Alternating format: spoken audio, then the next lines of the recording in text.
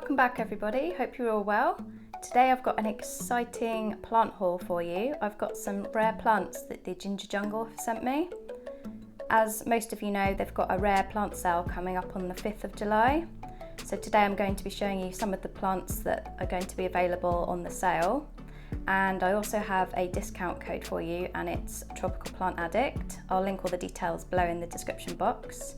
These are a couple of plants that I bought in the last rare plant sale. My Syngonium panda.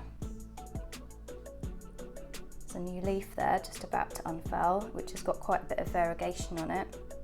And then I also got the Philodendron melanochrysum, Big Betty. And she's grown, I think, 2 or 3 leaves since I bought her. So I need to extend the pole or do something up there.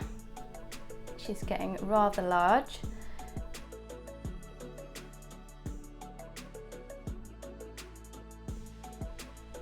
First up, we have this absolutely gorgeous Syngonium Pink Splash. I absolutely love the contrast of the really vibrant green leaves with the dusky pink. There appears to be kind of splashes of colours and block colour. And it looks like as the leaves age, the pink kind of dulls down a little bit, because this is the newest leaf here. These are typically fast growing. You can see a new leaf just popping out there. These guys love a warm and humid environment, as most tropical plants do. They grow best in medium to bright indirect light, although they will tolerate lower light levels. But I think to keep the variegation looking really nice, I would personally keep it in bright indirect light. The humidity in my house at the moment is around 60%, so it's quite good. So that should avoid any crispy tips. Regarding watering, I usually let my Syngoniums droop a little bit before I water them. Syngoniums are such an easy plant to care for, one of my favourite house plants. And I just love that there's so many different varieties.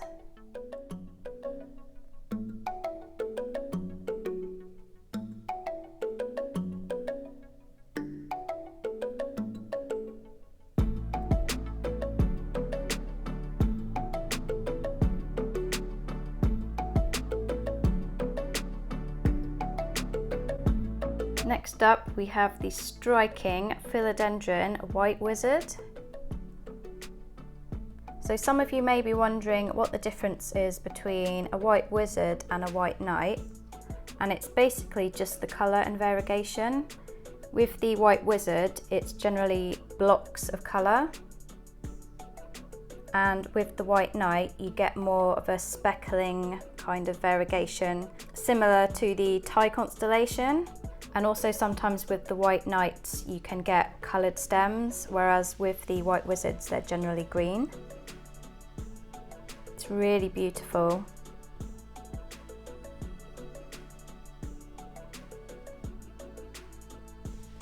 This particular philodendron is very slow growing, so I won't be expecting a new leaf anytime soon, but that will be very exciting when that happens. These also like a warm and humid environment and bright indirect light. It's also recommended to fertilise the white wizard throughout the growing season, but I'll be doing that with all my houseplants anyway. These require a really well draining potting mix, but it should be kept slightly moist. But depending on the root system will also indicate how much water you need to give your plant. I'm really excited to watch this one grow, and you will see him in my future houseplant videos so you can see his progress. And last but not least, we have the amazing Anthurium Ellipticum in its new pot from HomeSense. This is a really unusual Anthurium. I'm going to grab it in a minute so you can get a better look. This is also known as jungle bush, and these can get really large. These Anthuriums can actually tolerate low light, which is quite interesting, but they're best grown in medium to bright indirect light. Kind of reminds me of a little bit of my crocodile fern, just the way that it's growing and the leaf shape as well. And it's almost got like a slight texture on it.